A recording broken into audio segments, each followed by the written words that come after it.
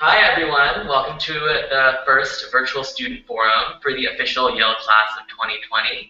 My name is John, I'm one of the admissions officers here at Yale, and we're so excited to officially welcome you to the Bulldog family. Hopefully you've been enjoying your weekend. We've got a really great session in store for you today for about 45 minutes. We have three fantastic Yale students here. They are Andy, Arizona, and Jin Chen, and I'll let them introduce themselves. But basically what we'll do for the next 45 minutes is take any and all questions that you have related to Yale. You can ask about academic life, extracurricular life, what it's like living in New Haven, what the transition was like from your high school or hometown, and we'll really do the best we can to kind of answer any and all questions you have. Before we get to Andy, Arizona, and Jin Chen, I'd love to point out that if you don't have it already booked in your calendars, make sure you put April 25th through the 27th in your calendars for Bulldog Days. That is our official admitted student visiting program during the month of April, and we'd be so delighted to have you here on campus alongside about 1,200 other admitted students to really get a sense of what it's like to be a student here. But without further ado, Andy, take it away. Sure.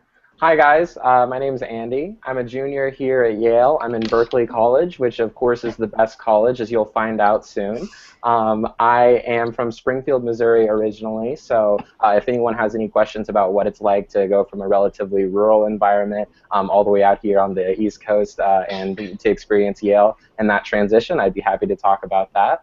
I'm also really involved in Berkeley. I love to play intramural sports. I'm out there almost every day, and I work for my college as an IM secretary. So I get to send out the emails, get people excited about that. And I also just love also getting involved with my college doing the Berkeley College Council, which is planning events, dances, study breaks, basically getting all the free food for students. So that's really fun for me as well. Arizona? Hi guys, I'm Arizona, but I'm actually from Georgia. So I'm a sophomore in Saybrook College, which is actually the best residential college, which you'll find out when you come for Bulldog Days. I'm an applied math major.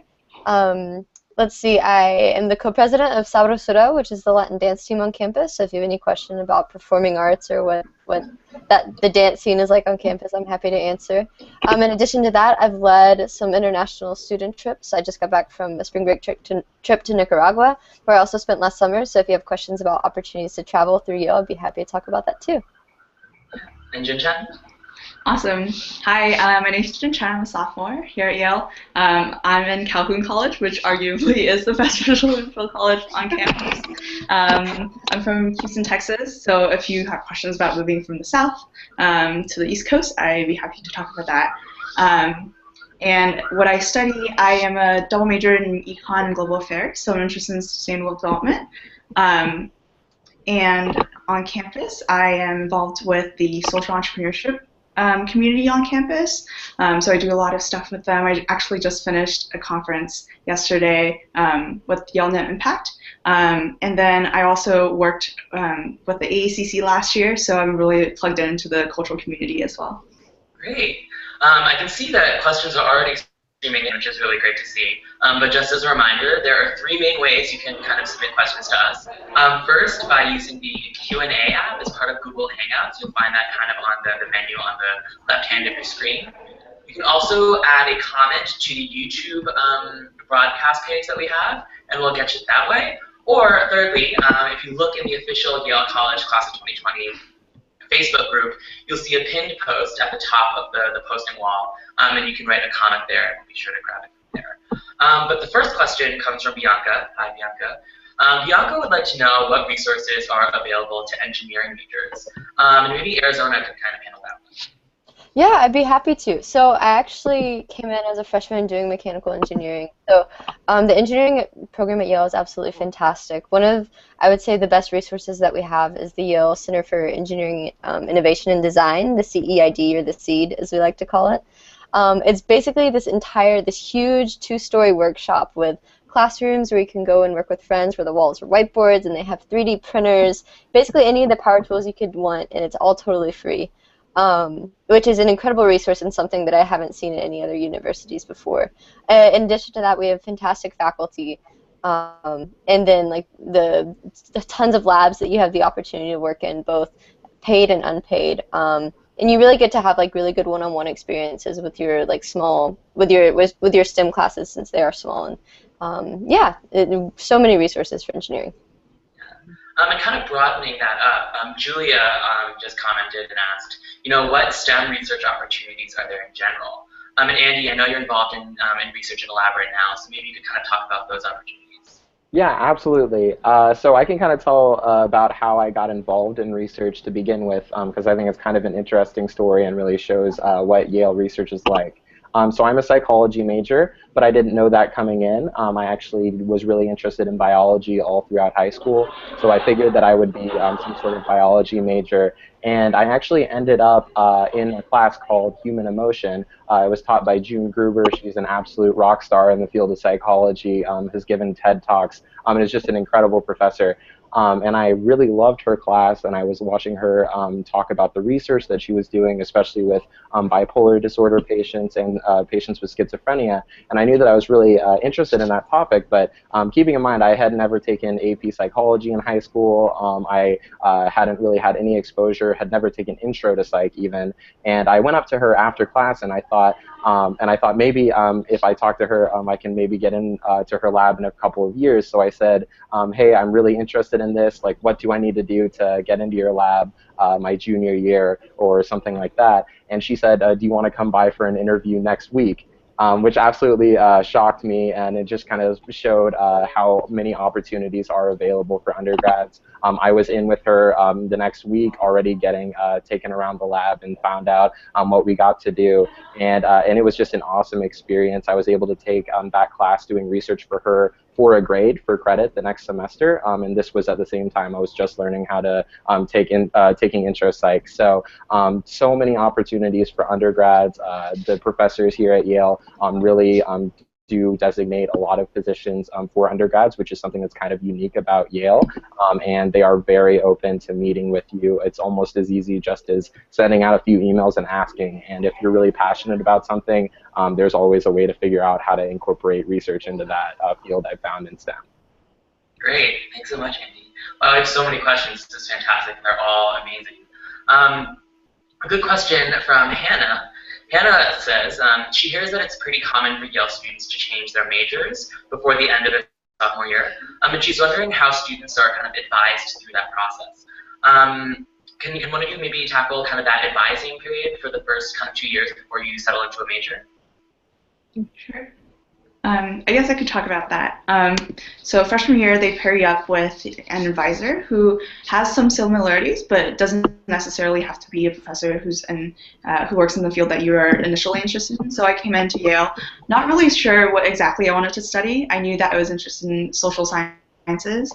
So my advisor, who's this really nice man from the law school, kind of walked me through not only how to go about academic resources and trying to pick classes and stuff, but also was just a wonderful mentor on the side for how to approach extracurriculars or how to approach looking for stuff to do over the summer. In terms of deciding a major, me and a ton of other friends are like a ton of people here are undecided, so that's totally fine if you are still unsure what you wanted to do. I, at one point, wanted to become an African Studies major, so all the professors and the professors in the departments are all very approachable. So when I became interested, I reached out to the history professor who was taking a class with on South Africa and said, hey, like, I'm interested in this major. Can you walk me through what the requirements are and what makes this major special? So I did that for a couple majors, and then found that I was actually also very interested in the development track and global affairs, and was able to talk to a variety of different people, including professors, but also upperclassmen who've gone through this process before, because Yalees are super helpful, and we're all like really, like, now as an upperclassman, I'm also really happy to talk to freshmen or other people around me who are interested in what I'm studying. So. Thank you so much, Jinjen. A few of you are asking a similarly styled question, and I'll kind of group them into one. Essentially, if you're interested in doing an extracurricular activity such as a cappella or theater or orchestra, but you're not majoring in music or theater, how do you go about doing that? Arizona, maybe you can answer that as an applied math major who is kind of the leader of a dance team here on campus. Yeah, absolutely. I would say that one of the greatest things about Yale is how diverse people's interests are. I mean, if you look at the makeup of any given a cappella group or even my dance crew, is that everybody studies completely different things from totally different places, which really makes the community at Yale really valuable. And it's really you have basically you have a lot of opportunities to distribute your time the way that you want to.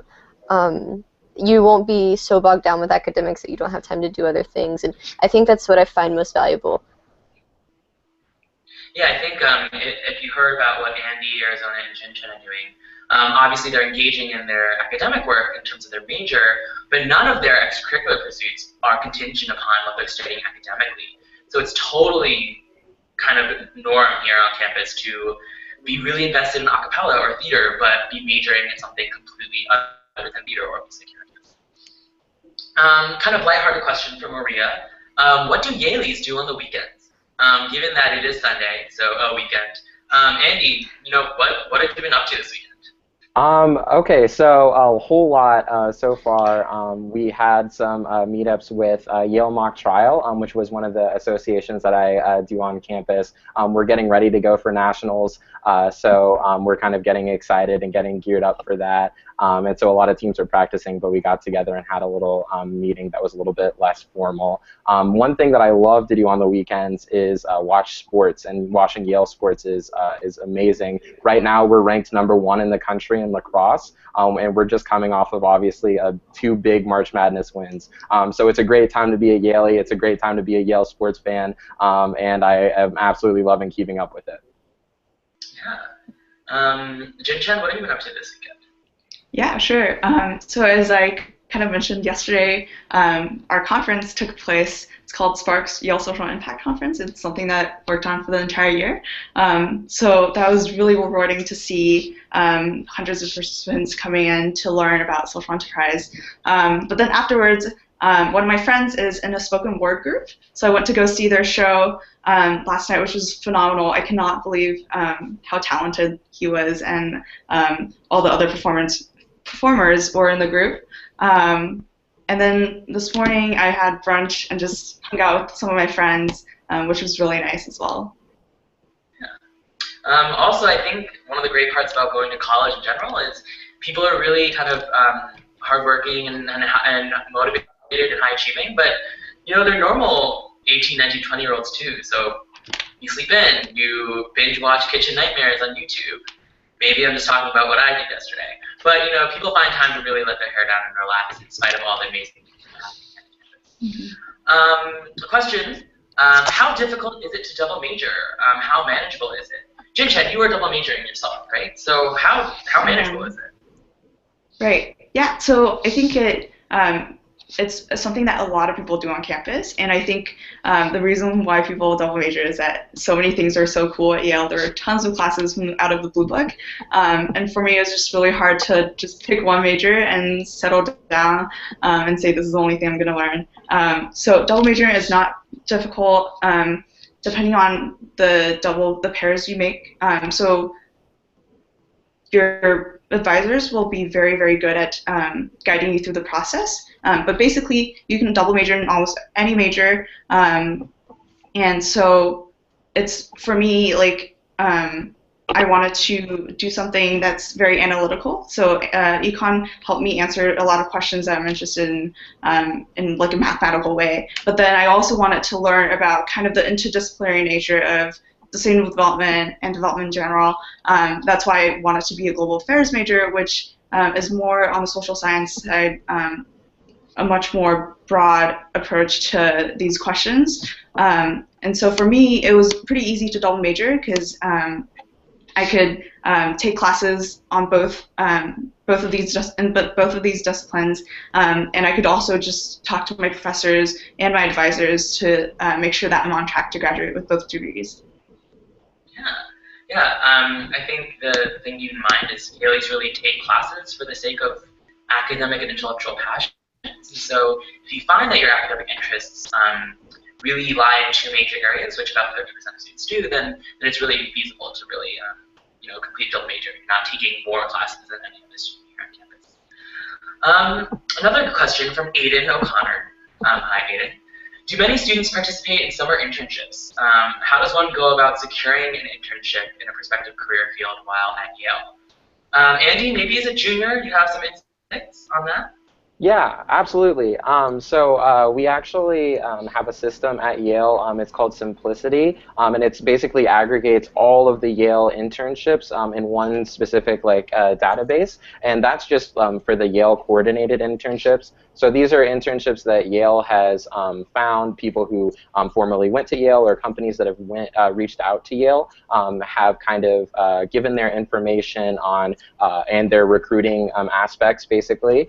There's a number of companies, obviously, from major companies, consulting firms, and things like that, to engineering firms, to new tech startups, all that reach out to Yale and try to get the young Yale talent that's all throughout the university. And there's also career fairs as well. I know there's ones for people interested in nonprofit and government work as well.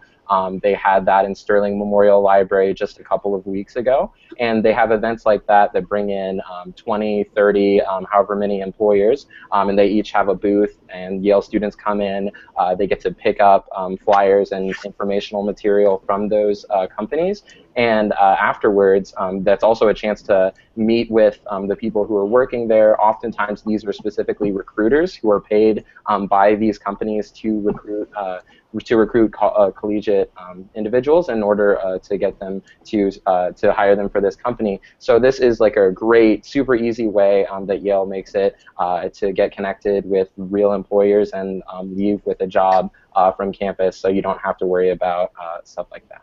Yeah. Thanks, Andy. And kind of broadening that up, I think when you think about summer internship, obviously you might be thinking about an actual internship that you're pursuing over the summer, but what are the kinds of things that Yaleans are doing during their summer breaks? I know, Arizona, you've had a couple international experiences. Do you want to kind of talk about maybe summer experiences that aren't necessarily your quintessential internship?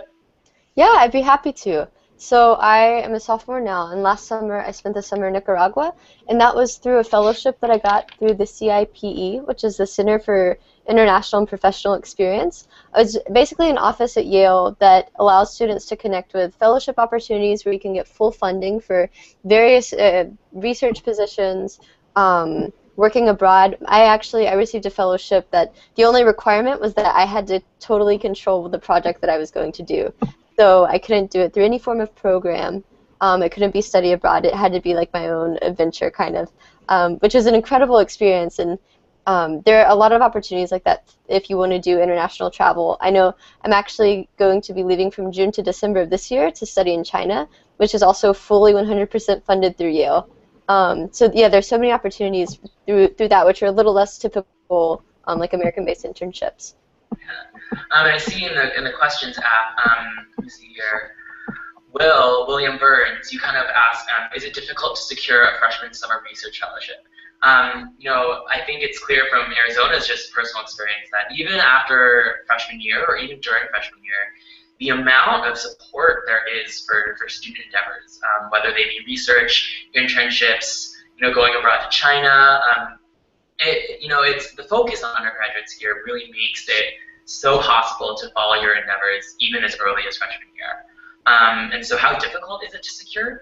I think the students, Andy, Arizona, and Channel agree, if you have a plan and an initiative, there's so many avenues that are here to help you follow those passions, whether it's during the year or kind of during the summer.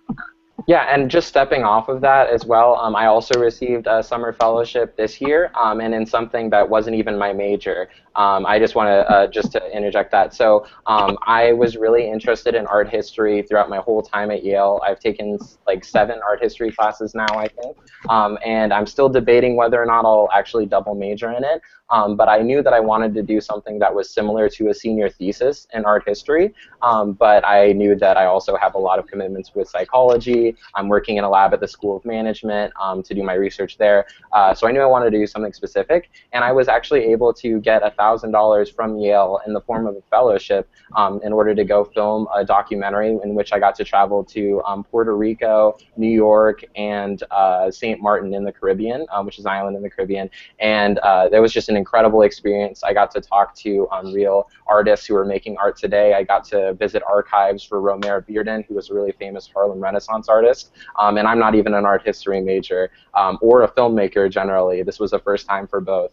So those are the kinds of things that you can get fellowships for. I know Berkeley gives out its own version of the one that I received, and I think over 30 people in my college got it for every range of things from research in labs to creative projects like mine. So definitely possible.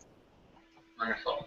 A few of you are asking questions about kind of the transition from where you went to high school or where you grew up to Yale. I know Nicholas Chang says he's also from Georgia. How is the adjustment from the south to the northeast? Nancy Walecki says, for those coming to Yale from far away, how did Yale help you find a home away from home? Hi Nancy, I'm your admissions officer. Nice to meet you via Google Hangout. So yeah, Arizona. Actually, Andy, Arizona, and Jin Chan all came from relatively faraway places. What was that transition process like? How did you find a home here in New Haven, even though it was several hundred or even 1,000 miles away from your actual home? Yeah, so I guess I'll get started. Like I said, I'm from Georgia. I'm actually from a pretty small town, fairly rural, right on the border between Georgia and Alabama. I went to a public high school that hasn't sent many students to schools like Yale before, so it was a huge transition for me, not just because of the weather, but also academically. Coming in, it was a lot more rigorous, and I really had to adjust to that. But there's so many things at Yale that help you make that adjustment. So academically, you have the dean of your college who's there to guide you through forming your schedule and to give you dean's excuses if ever something becomes too overwhelming and you think that you might need to put off a project. Or there are also free writing tutors. So I know that my school didn't have an emphasis at all on writing, and so coming in I was terrified of taking a freshman Yale English course. But by using the residential college writing tutors, I felt so secure in what I was doing. And also professors make it really easy, especially for freshmen, to adjust to the academic environment. Mm-hmm. And Jin Chen, you came all the way from Texas. So what was that transition experience like for you? I mean, did you ever get used to the weather here? Yeah, funny story. Actually, I did not understand the concept of layering, and when I was packing for Yale the first time coming over, I had like 3 sweaters in my wardrobe, and I just dumped them all in. Little did I know that was not enough for the winter here. But my suite mates are so like basically freshman year, and you get randomly assigned to a suite, and people are from everywhere. So some of my friends are from Michigan and England, et cetera, but basically all the people who have lived in cold weather places helped me out and did my helped me with the shopping. So I was warm and comfy for the winter. And it was actually really fun coming here because it's a very different environment. New Haven is like quite a nice city in the sense that Houston is big and flat, but New Haven is like just the right size for you to walk to places that you want to go, to explore restaurants, to go see a movie, to go see shows and stuff like that. And to add to Arizona's part with like support and transition, I think the thing that really made my freshman year super great was the pre-orientation program that I did. So Yale has 4 different pre-orientation programs. So one is a hiking trip, one is you get to go on different farms in Connecticut and surrounding areas. And the one that I did is called Cultural Connections, which is composed of 100 pre-frosh for freshmen, and we get split up into families, and it's just a really nice environment for us all to get to know each other without school really having started. And the great thing for me was that everyone is so friendly and supportive, and it was just great to find a home away from home immediately when I step on campus. Yeah, thanks so much. Yeah. Kind of in the vein of the residential college system, as Arizona and Jin Chen described, the residential colleges are kind of by far and wide one of the most celebrated and really beloved parts of the Yale undergraduate experience. And a few of you are asking about them. You know, Shruti asks, what differentiates all the residential colleges? Someone else asks, is there any way to influence the process to place you in one of the residential colleges? So Andy, I know you're really involved in your residential college.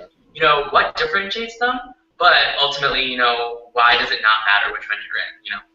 Okay, so I'll start with the second half of that part of that question. So why doesn't it matter? The biggest reason it doesn't matter is because it is completely random. There's not like an athletics college or a drama college or some sort of arts college. It's nothing like that. It's totally completely random which college you're assigned to. However, someone did say, can you influence the process? It's sort of a yes and a no, but it's mostly no. The yes being if you have a parent or relative who is in a college, you can request to be in that college. But for the vast majority of Yaleys, it's completely random.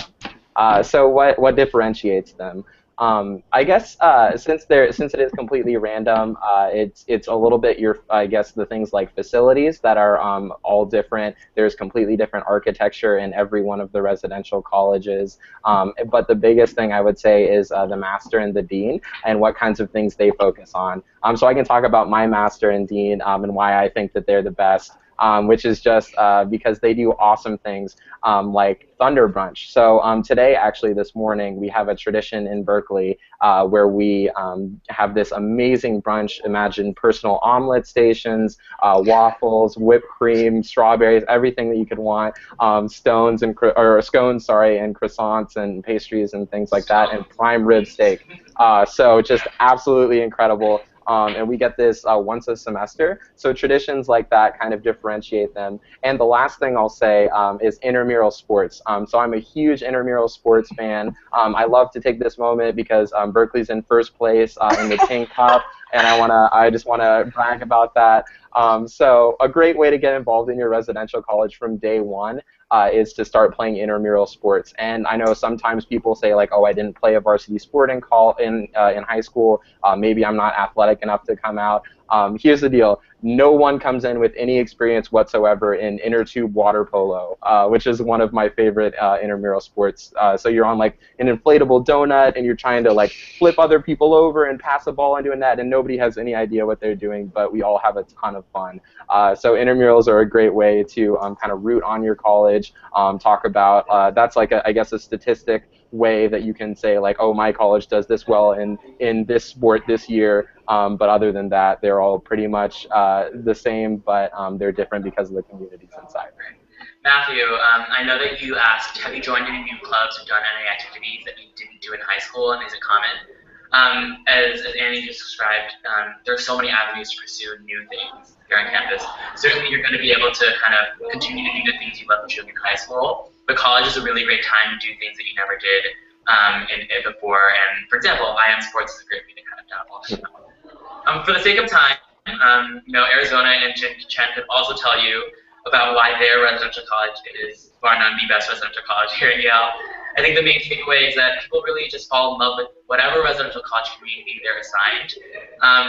Firstly, because they're randomly assigned to that one, but secondly, just the amazing support and sense of family and community you get from whatever college you're a part of really causes it to you to genuinely feel it's the best college here on campus. But that said, they're all essentially the same. Another good question that I'm seeing bumped up to the top is, how would you describe Yale's academic culture? I know Roselle and Shruti are both kind of wondering about that. Do you find it competitive, collaborative, cutthroat? What's the deal there? So maybe Jun Chen, you could kind of talk to us about how you found the academic atmosphere here.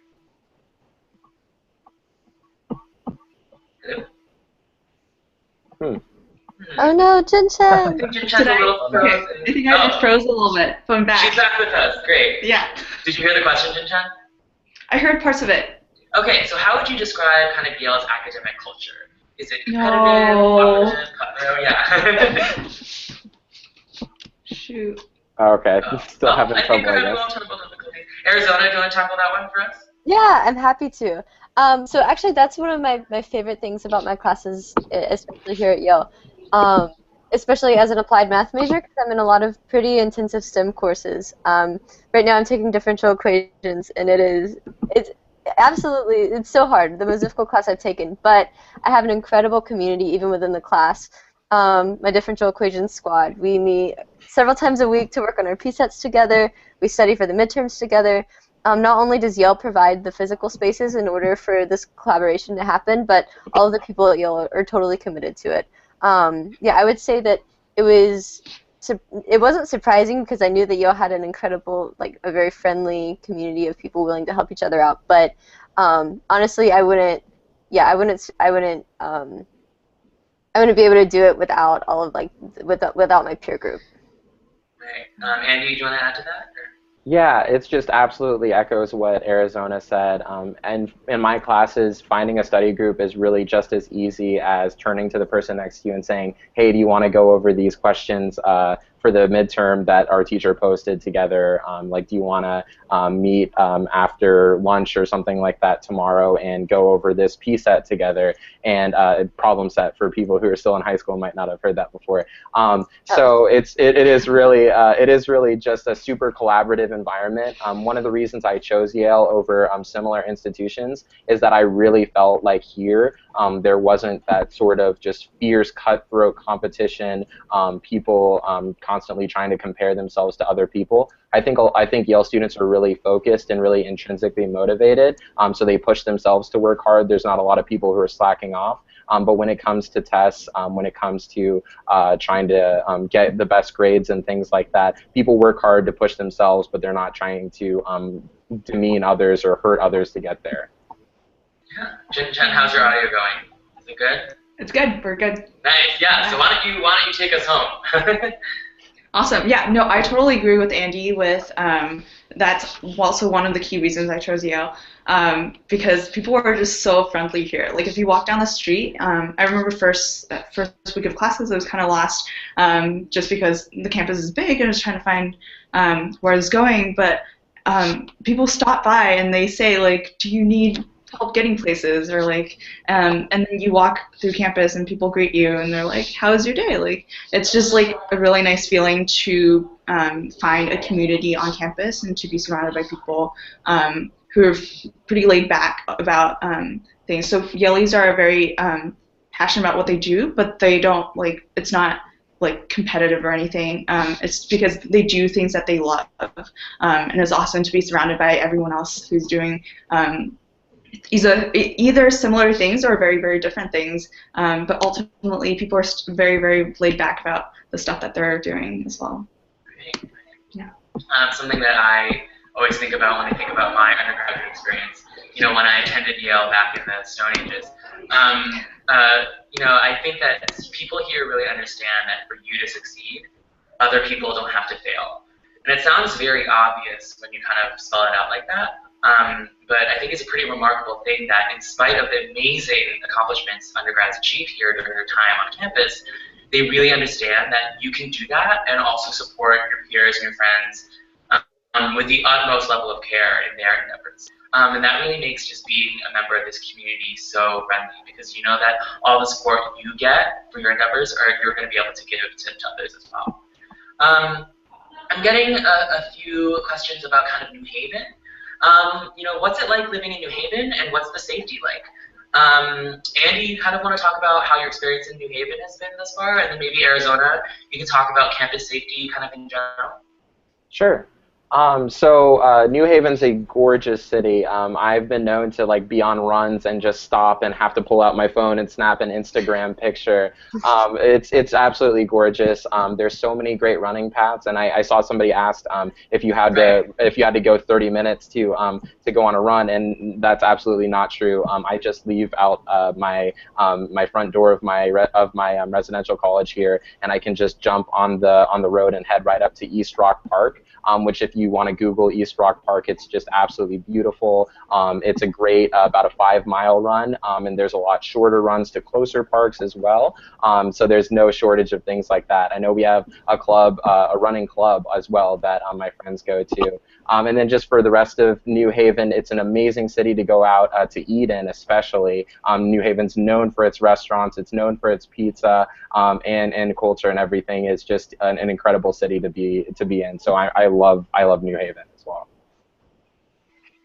In Arizona, kind of how have you found the safety kind of protocols on campus and whatnot? Yeah, so I also, like I said, I came from a pretty rural town, so coming and living in a city like New Haven was new for me. But I honestly absolutely love it. I've never felt unsafe by any means, and I really like getting off campus. I go often to La Casa, which is the Latino Cultural Center, which is several blocks away, and it's so nice that Yale actually has this free shuttle service where any time of the day you can call and get a shuttle to any other part of campus. So for example, if you're at the med school doing a lot of research and it's late at night and you don't want to have to walk back out home in the cold, all you have to do is call the shuttle and they can come pick you up. So there are a lot of resources like that Yale provides. Also, there's a service where they'll send like a Yale police to just come and escort you to wherever you're walking, again, like if you're alone. So I would say that if you feel worried about that, don't feel worried, because one, there are resources, and two, living in New Haven has actually been really fantastic. You know, we don't even want you to take our word for it. If you can make it out to Bulldog Days, which hopefully, crossing our fingers, you all can, you'll see, you know, that Yale's campus is located right in the middle of downtown New Haven. You know, they're one and the same. All of the same safety protocols that are in place for Yale apply to downtown New Haven and so on and so forth. And students really enjoy the fact that they are members of this community that is at once exciting enough to offer something new, but also kind of small enough where you feel like you have an important voice in the community. Let's see, some other questions. How about a lighter one? How have you met the majority of your friends at Yale? Jen Chen has lots of friends. So how have you kind of gone about making friends here on campus? Yeah, it's actually really funny because you can make friends almost any, like I have friends who I've met through class, or I have friends who I've met through clubs, but also there are so many random things that happen. For example, I forgot my ID, and so I couldn't get into my room, and someone who was also walking by just helped me out, and we became friends because we chatted on the way up. Or I also get meals in the dining hall. Dining halls are great places to not only grab meals with your friends, but also to meet random people. So I was just sitting down, and my friend's friend also sat down, but we didn't know each other. So it's just all these random connections happen because you guys are all living together, and so many great things happen on campus. So for another example, I guess, I went to a master's tea, which are kind of guest speakers who come in to residential colleges, and they can talk about any topic out there that's interesting. So one guy, the guy I went to listen to, is a photographer, and I just happened to strike a conversation with the person sitting next to me, and we also became friends. So it's really easy to make friends because people are just really interested in what you have to say on all sorts of things, and people have such interesting stories to tell. Thank you, Jen. I'm seeing a bunch of kind of related questions asked about financial aid. So maybe I'll start by talking generally about financial aid. In Arizona, I know that you've had great experience with our financial aid office, so maybe you can touch on that a little bit. You know, in general, I think one of the great joys for working for an admissions office like Yale is that we work alongside a financial aid office that really places affordability and accessibility, you know, right at the forefront of their vision. One of you asked if there are merit scholarships here on campus. Yale does not have any merit or athletic scholarships, and all the financial aid that goes out every single year is completely need-based, based on the financial aid application that your family submits. Some of you are asking about how to get your financial aid reward requested, or not requested, reviewed rather. If you look in your admit packet, which hopefully should be reaching you sometime soon in the next coming days, you'll have a lot of helpful handouts on how to get in touch with our financial aid office. And there are all these procedures in place to request a review of your financial aid. You know, our financial aid offices really are welcoming phone calls if you'd like to get in touch. There's also the protocols as kind of laid out on the handouts in your admit packet. And if you really think that there was something the financial aid office missed, we really do encourage you to request a review and see what our financial aid office can do as well. One of you also asked how easy it is to find work on campus. There are so many different kinds of on-campus jobs that you can take up if you'd like here at Yale. The minimum wage on campus here is $12.50, which really speaks to the way in which we value our students' time. So if you do find yourself working on campus here as part of a work study or as part of just your own individual efforts, you will be really compensated fairly, I think, for your time. Arizona, do you want to kind of talk about your experiences with the financial aid system here at Yale? Yeah, I'd be happy to. So I come from a non-traditional family household, and so for me, I was a little worried going into the financial aid process about how complicated that was all going to be. But I can say that I've had an incredible experience, especially with Yale Financial Aid. Whenever there's been a complicated deadline or I've missed something, immediately I'll get an email. They're very personable, and they always take each case personally, which has been incredibly helpful. I know that during Bulldog Days, my mom and I even came and got to sit down with somebody at the financial aid office to talk about what exactly it was going to look like, especially for somebody who I'm the first person in my family to go to college, and so we weren't exactly sure what that was going to look like. I'd also say that once you do get here, it's so easy to find an on-campus job.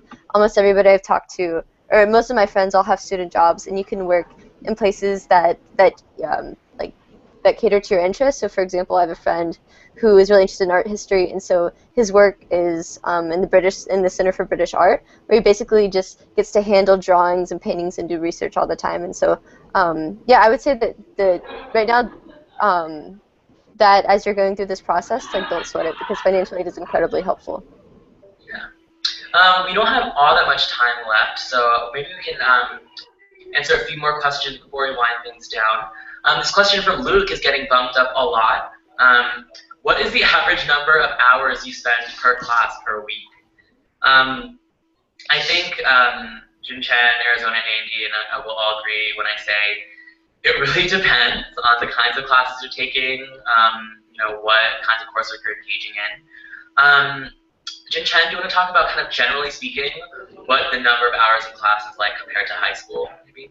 Yeah, sure. Actually, surprisingly, I was surprised at how much free time I had coming into college, because in high school I had classes from like 8 a.m. to 5 p.m. or not 5 p.m. 8 a.m. to like 3:30, and it was a whole day of classes. And looking back, I have no idea how I did that, because at Yale you get to pick your schedule based off of classes that you're interested in. So I have on average 2 classes a day, and I don't have classes on Fridays, so I get to really decide how I manage my time and what I want to do with it. So it's not classwork all the time, because I can participate in extracurriculars and do fun things as well outside. Okay. I think there's a lot of emphasis on learning, outside of class, through your studying, through your paper writing. So in general, I think whether at Yale or at campus, we're just going to be in class a lot less. Maybe one final question before we wrap things up, and I know that a lot of you have asked some great questions. We don't have time to answer them all today, but we will have more of these hangouts in the coming weeks, so be sure to tune in for those. Kristen asks, and this makes me smile, what has been your best experience while at Yale thus far? I know my best experience is probably just being at Yale for 4 years, probably not that helpful, but maybe we can go down the line, starting with Andy, and followed by Arizona and Jun Chen, and just share maybe one thing that just really sticks out as like a wow, I've loved my experience here this far. Sure. So I have so many. It's so hard to count. But if I would have to say, like, one of my favorite ones was just with an extracurricular that I'm a part of, or that I was a part of earlier in my Yale career, and that was mock trial.